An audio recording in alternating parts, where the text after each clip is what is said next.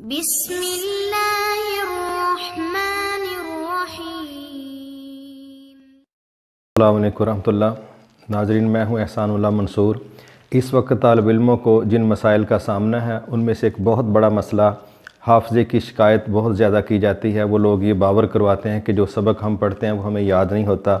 اس طرح یہ طلبہ کا مسئلہ ہے، اسی طرح عام لوگ جو سیکھتے ہیں سنتے ہیں ان کا بھی یہی مسئلہ ہے، وہ بھی شکوہ کرتے ہیں کہ ہمیں یاد کچھ نہیں ہوتا۔ لیکن آج انشاءاللہ ہم چاہیں گے کہ راؤنڈ اباؤٹ 25 کے قریب ایسے ٹپس آپ کو دیے جائیں کہ اگر آپ ان کا خیال رکھیں گے تو انشاءاللہ طالب علم بالخصوص ان ٹپس کا بھرپور فائدہ اٹھا کے اپنے سبق کو یاد کرنے کے حوالے سے کامیابی حاصل کر سکتے ہیں، اور اس کے ساتھ ساتھ عام لوگ جو تعلق رکھتے ہیں سیکھنے کے حوالے سے، پڑھنے کے حوالے سے، ہم چاہیں گے اگر وہ بھی ان ٹپس کا فائدہ اٹھانا چاہیں تو ان کو بھی انشاءاللہ اس کا پورا فائدہ ملے گا۔ تو ان ٹپس میں سے سب سے پہلی اور بنیادی چیز آج جو ہم ڈسکس کریں گے وہ یہ ہے کہ کلاس روم میں بیٹھنے والے دو طرح کے طلبہ ہیں۔ ایک قسم ان طالب علموں کی ہے جو بالکل استاذ کے قریب بیٹھتے ہیں، پہلی لائنوں میں بیٹھتے ہیں، اور ایک قسم ان طلبہ کی ہے جن کو بیک بینچر کہا جاتا ہے، جن کی کوشش ہوتی ہے کہ جتنی دور استاذ سے بیٹھا جائے اتنا ہی بہتر ہے۔ دراصل ان میں سے بعض لوگ ایسے ہوتے ہیں جو یہ سمجھتے ہیں کہ ٹیچر سب سے پہلے جو بیٹھے بچے ہیں ان سے سبق سنیں گے،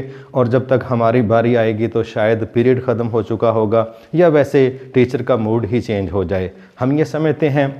یہ جو ٹیچر سے دوری ہے یہ بھی ایک بہت بڑا مسئلہ بن جاتا ہے یادداشت کے حوالے سے، کیونکہ یہ ان کا بیٹھنا ہی اس بات کی دلیل ہے کہ وہ اس سبق میں اتنی دلچسپی نہیں لینا چاہتے جتنی کہ پہلی لائنوں میں بیٹھنے والے طالب علم اس کا فائدہ اٹھانا چاہتے ہیں۔ تو ہم یہ سمجھتے ہیں کہ اس مسئلے کو اگر سمجھنا ہو تو ایک بڑا خوبصورت واقعہ ہمارے سامنے آ سکتا ہے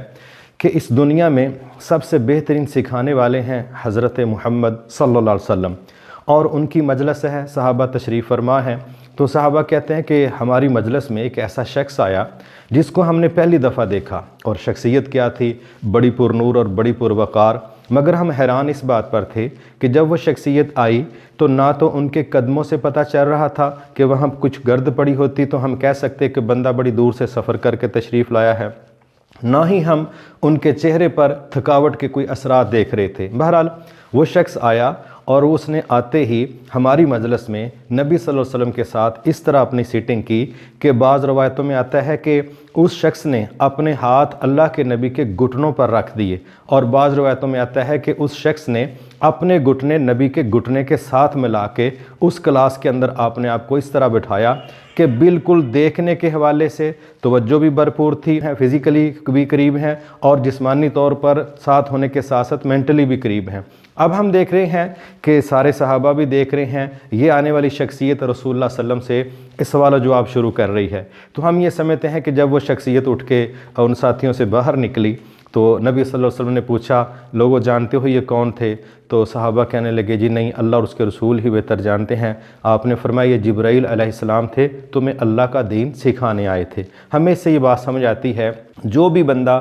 سیکھنا چاہتا ہے بالخصوص طالب علم، ان کا فرض بنتا ہے کہ وہ اپنے ٹیچر کی قربت میں بیٹھے۔ یہ جو دور دور ہو کے بیٹھنا یہ ان کی طبیعتوں کی اکتاہٹ کا اظہار کرنے کی ایک علامت ہے، اور ان کے نزدیک شاید یہ پیریڈ، یہ درس، یہ سبق کوئی اتنا اہم نہیں ہے، اس لیے ان کی کوشش ہوتی ہے کہ جہاں بیٹھے ہیں وہیں پر بیٹھے رہیں گے۔ لیکن ان کا یہ بیٹھنا کس قدر خطرناک ہو سکتا ہے، مثال کے طور پہ جو فرنٹ پہ بیٹھنے والے بچے ہیں ان کی توجہ جس قدر اپنے سبق پر یا استاذ کی باتوں پر ہوتی ہے اتنی توجہ دور بیٹھنے والے لوگوں کی نہیں ہوتی۔ ہم نے بڑی دفعہ یہ چیزیں دیکھی ہیں کہ جو لوگ دور بیٹھے ہوتے ہیں ان کی کوشش ہوتی ہے کہ گفتگو کے دوران وہ آپس میں نقد تبصرہ بھی کرتے رہتے ہیں۔ تو جنہوں نے نقد تبصرے کرنے ہیں آپ اندازہ کریں کہ ان کی توجہ بولنے والے کی طرف، سکھانے والے کی طرف بالآخر کتنی ہو سکتی ہے۔ اس لیے ہم یہ سمجھتے ہیں کہ مسئلہ سمجھنے کے لیے، سبق یاد کرنے کے لیے اور درس سمجھنے کے لیے یا جو کچھ بھی آپ سیکھنا چاہتے ہیں ان میں جو بہت بنیادی چیز ہے وہ ٹیچر کی قربت ہے۔ جتنا آپ ٹیچر کے قریب بیٹھے ہوں گے اتنا آپ کی توجہ بہتر ہوگی، جتنا آپ اپنے ٹیچر سے دور بیٹھے ہیں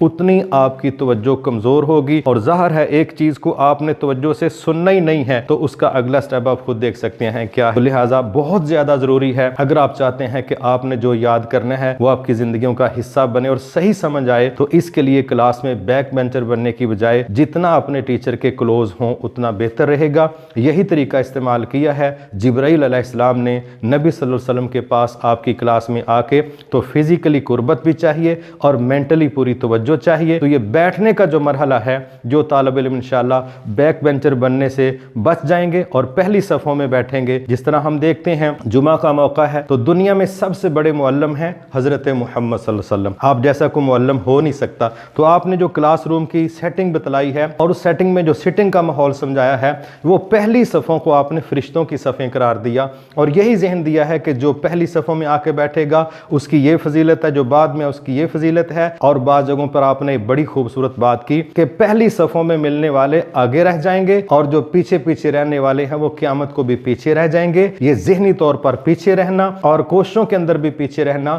یہ کامیابیوں سے دور ہونے والی ایک اپنی ہی کوشش ہے جو کہ مناسب نہیں ہے. تو ہم دنیا کے سب سے بڑے استاد حضرت محمد صلی اللہ علیہ وسلم کی ڈکٹیشنز دیکھیں اور آپ کے طالب علم دیکھیں اور اس وقت جو کلاس روم کا ماحول ہے اس کو دیکھیں. اگر ہم یہ چاہتے ہیں کہ ہمارا سبق یاد کرنے کا بہترین مرحلہ خوش اسلوبی سے ہم حل کر جائیں, اس کو کامیابی سے ہم مکمل کر جائیں, تو میری گزارش ہے اپنے طالب علم بہنوں سے, بھائیوں سے اور جو بھی لوگ سیکھنا چاہتے ہیں کہ وہ سکھانے والے کے متعلق جو ان کا بیٹھنے کا تصور ہے جتنی قربت میں تبدیل کریں گے اتنا بہتر رہیں گے. جتنی دوریاں ہوں گی اتنے اپنے سبق کو یاد کرنے کے پہلے مرحلے کا وہ نقصان کر بیٹھیں گے. اجازت دیجیے. اللہ حافظ. السلام علیکم ورحمۃ اللہ. مایوس مت ہونا